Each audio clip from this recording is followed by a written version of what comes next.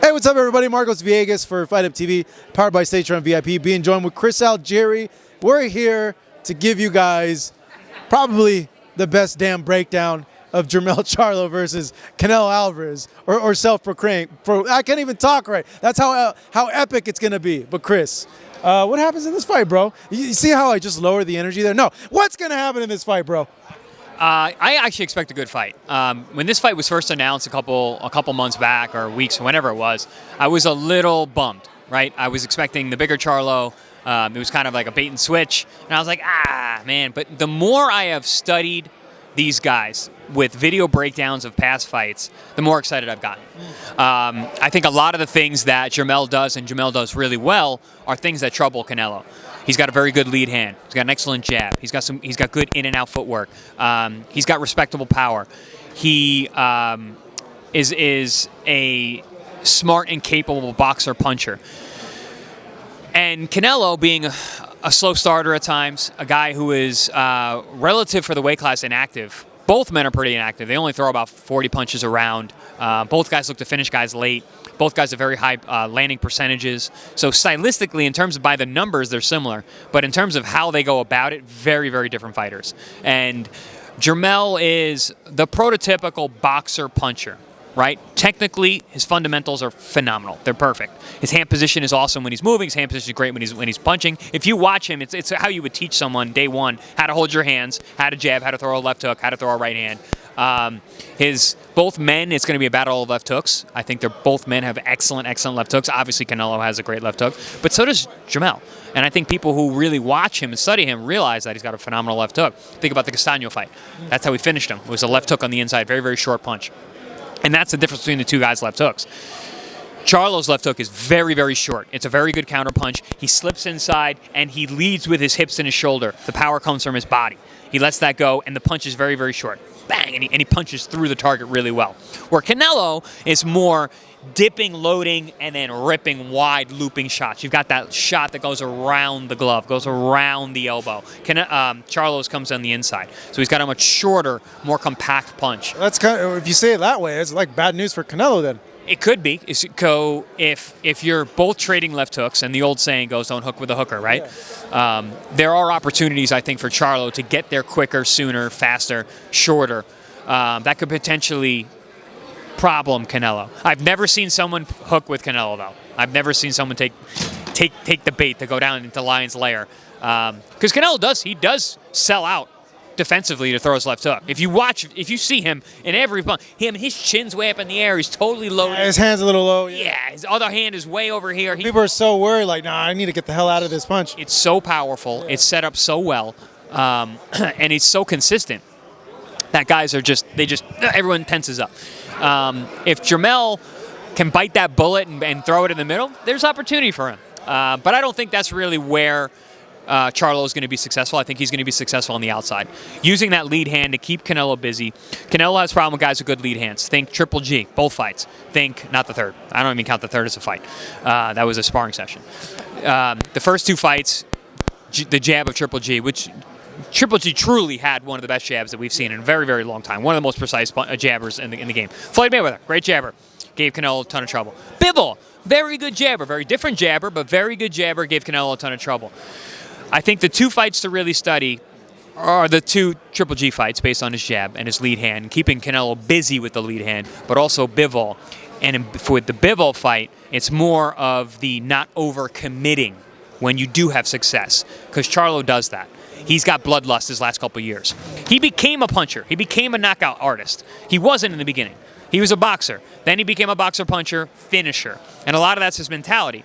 Because listen, he could always punch. He'd always hurt guys, but he would box smartly after that. Didn't get hit as much. Now, though, he hurts you. He comes in to finish. Sometimes throws away his defense, get hit with some shots. We've seen that in the last couple fights. But he's looking to finish guys off. I think he needs to holster that against Canelo, because Canelo's such a good counterpuncher, and he's got one of the best chins in the game.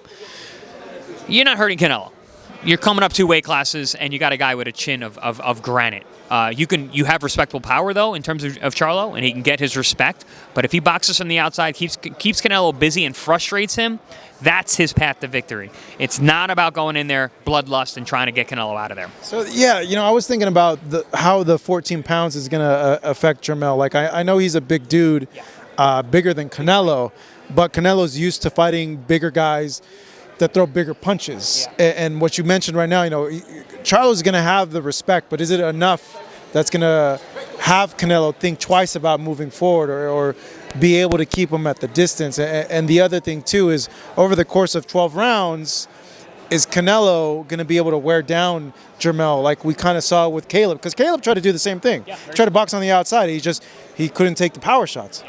Yeah, it's the pressure. Yeah. So with Canelo, you got pressure and power to deal with. It's two-piece, right? Puts a lot of pressure. His power is consistent. He's not a one-punch guy, really, especially at these higher weight classes. But he's consistently powerful. He breaks guys down. Listen, we saw him in the Callum Smith fight. He's punching arms. He's doing damage to body parts. He's doing damage to places where guys usually block with. Elbows, hip bones, shoulders, collarbones. So chest, hitting guys in the chest. He's a very good puncher, very physically strong. So that pressure, that physicality, that's a big aspect of Canelo's game, and that's why he's so dominant in the second half of fights and why he has late finishes, a la the Caleb Plant fight. But I see a lot of similarities in the two fight in those matchups. The difference is that, like you said, that 14 pounds, man. Canelo's cutting weight. You saw him this week. You see his face. Yeah. It's drawn in. His lips are a little dry. He's cutting weight to make 68. So everyone's saying like, oh well, Charlo's a bigger guy. He's not. He's not a bigger guy. He's taller. Physically, he's bigger, bro. He's built bigger, dog. Bro, no, I just saw him yesterday. He's built bigger. Absolutely not. No. Bro, no. Have you seen like his back size, his shoulders? His waist is this big. Yeah. The guy is a V. He's got a 54, man. He's perfect. Like that's about as big as you can be at 54, right? But now we're at 68, and he's not going to be as lean. He's got a smaller frame. Canelo's got really big, dense. Yes, very big. Remember Triple G had that big wide trunk?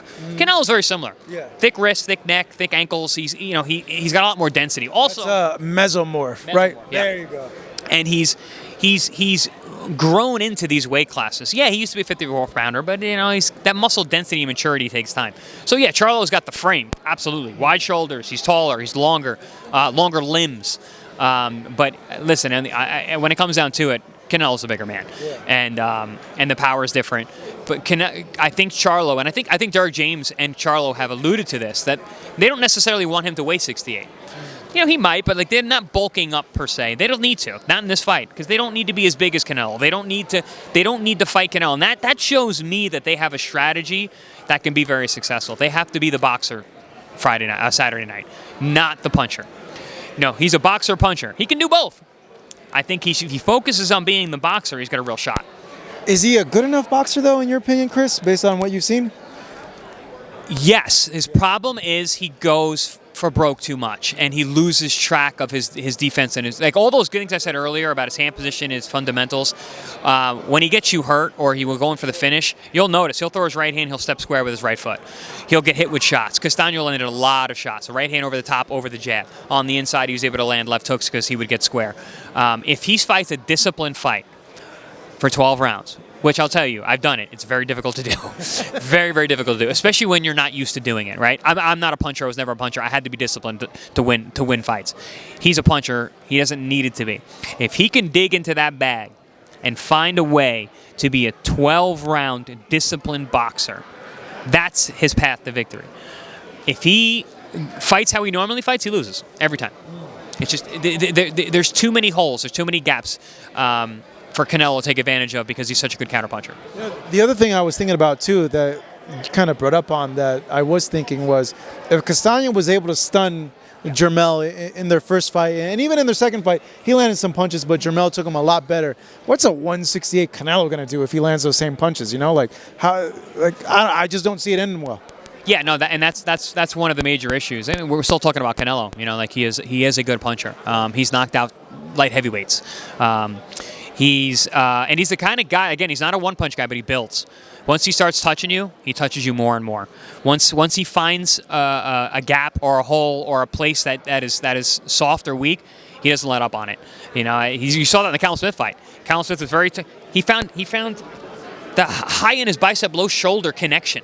which I've been hit there. It sucks. Like, it definitely hurts, and especially if you focus on there, you're able to hit that. He was like, all right, I can't get through his guard. I'm just going to beat the hell out of those arms and get through that. He actually tried that with Bivol, too. Bivol was just too strong, too big.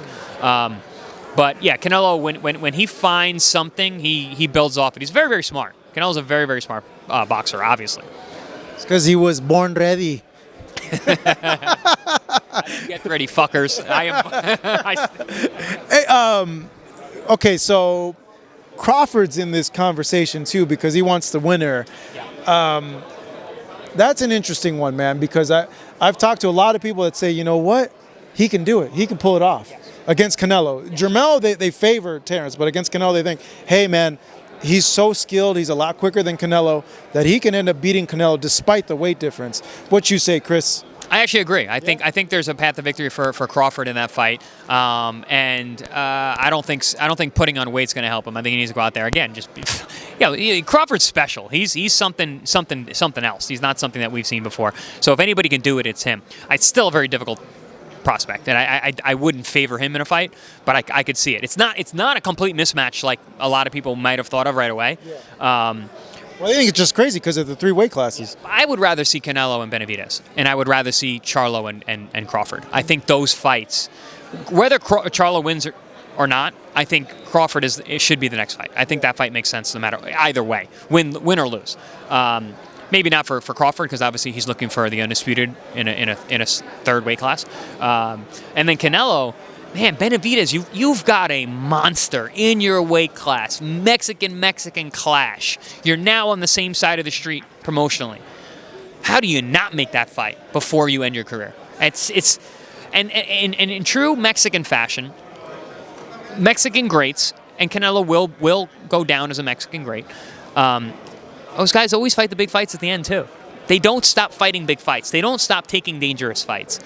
Think Chavez Sr., the fights that he took at the end of his career. And listen, the guys get losses, but all the Mexican greats have losses. Juan Manuel Marquez has 7 losses. It does not knock his career. And he lost his first one, too. He lost his very first fight, yeah. So no one knocks Marquez for having 7 losses, and that's one of the brilliant things about Mexican fans is that they're okay with that because they respect their fighters taking on tough fights. They respect the huevos. So the machismo, you got to go for it. Big sack. So I want to see Canelo and Benavidez. Camera guy's laughing right here. Matt Tucker, shout out. With Benavidez, man, I don't know, dude. Like, I could very well see these 3 fights being Charlo, Crawford. Yeah. Because they're all big fights. I thought it could have been Charlo Spence because I know. Look what happened. I don't know. No, that's off the table, and now you're like, well, Crawford isn't that crazy to think about because he looked so strong at 47, and he looked big for 47. But that would suck though too if we don't see the Benavidez fight. Honestly, like I'd rather see Benavidez than Jermell. We're in agreement. Yeah, we're in agreement.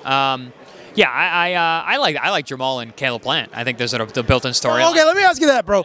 If someone were to come up and slap you, like, okay, you saw the slap, right?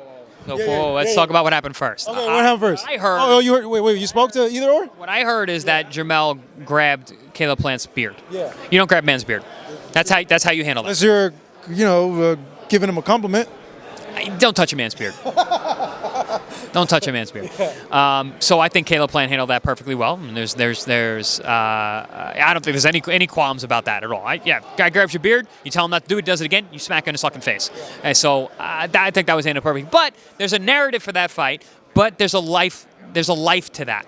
So if Jermell, doesn't come back soon, that's going to go to the wayside. But there's a built-in narrative for that fight. It makes sense. Are we going to really realistically see Jermell fight anytime soon? It's hard to say. He's training with Roy out in Florida. Well, yeah, you're in Florida. Have you heard anything about that? I've seen clips with him and Roy working together. I would assume it's in Pensacola then, because that's where Roy has his camp. That's cool. That's cool. That's not anywhere near where I am, but it looks like he's getting his ish together. Like his mental right and all that. I hope so. He's a brilliant fighter, and it's a shame to have one of the best fighters in the world be so inactive. But I root for him because I'm a fan of him in general, Jermell, and I think there's a lot of big fights for him out there, even though he's been off for so long. So, the crux of all this, as they play this loud Canelo highlights behind us, do you see Canelo winning? Like, would you bet, like, oh yeah, Canelo's gonna win decision? Yeah, I think Canelo is the favorite for a good reason. It's just there's a lot of intangibles, a lot of things that Charlo would have to do. You know, I've been talking so much about how there is a path to victory. I could see how he needs to do it, what he needs to do it, but we're still talking about Canelo, right? We're still talking about 2 weight classes. We have weight classes for a reason. So yeah, I favor Canelo in the fight. And then if he gets past Jermell, same thing, you'd favor him in a fight with Crawford, or would you be like, you know what? I'm going to give it to Crawford. I think Crawford is going to win and it's going to shock everybody. I think realistically in my mind I would favor Canelo. But like I said, it's not an insane thing to think about Crawford being able to pull that off. Yeah. In a masterful virtuoso performance. But it would take a near perfect fight. Yo, how big of a fight would that be, honestly? Like, that would be just because of the intrigue. Yeah. The crossover fan base that would be interested in the intrigue that would be involved in that fight would be absolutely massive. Okay, if Crawford pulls that off, would it be The best fighter that's ever lived. really? I think so. Yeah. Okay. Yeah. I wasn't expecting that. I would say maybe top 10 or something, but ever? Oh, yeah. What, I mean, Henry Armstrong did that at the same time. 2 division undisputed in the 4-belt era. No, I'm sorry, 3 division, because if he jumped, yeah, he would be a 3 division undisputed in the 4-belt era. Which, first of all, that makes him something completely new, which has never been done, never been seen. He jumped up 2 weight classes, and he wasn't fighting Joey Maxim. He was fighting Canelo Alvarez. Yeah. You know, so it's like it makes it that much bigger. Historically, that's a very profound victory and path, and to do it at 36, that's another thing. You know, he just turned 36, I think, today. So, yeah, I mean, yeah, you'd be arguing in terms of best fighter who's ever lived at that point. Man, that'd be nuts if that happens. I hope it. Not that I don't want to sound biased. I hope the fight happens. Like, I don't care who wins, to be honest. But I hope the fight does happen. Chris, everything else good, bro? It's great. Yeah, everything's great. I'm very, very busy, and it's a good thing. But I'm stuck in boxing, man. I'm stuck. You're done, right? No more fighting, right? Who knows? No, just you don't want to fight anymore, right? Or you do? Who knows? Who knows? Who knows? Do an exhibition fight. Do the exhibition fight. I'll never not want to fight. Yeah. Whether I fight or not, that's a whole different thing. But I'll never not want to fight. Why not transition over to the influencer stuff? Just womp on those guys, get easy money. Because I don't respect it. I don't respect it. I respect this sport of boxing too much to. Isn't that like its own lane, like its own different thing? Which is not my lane. Yeah. There's no room for someone like me there. I don't know, bro. Let's make some money. I'll be your man. I'll be your hype guy. Come on. There's always these guys.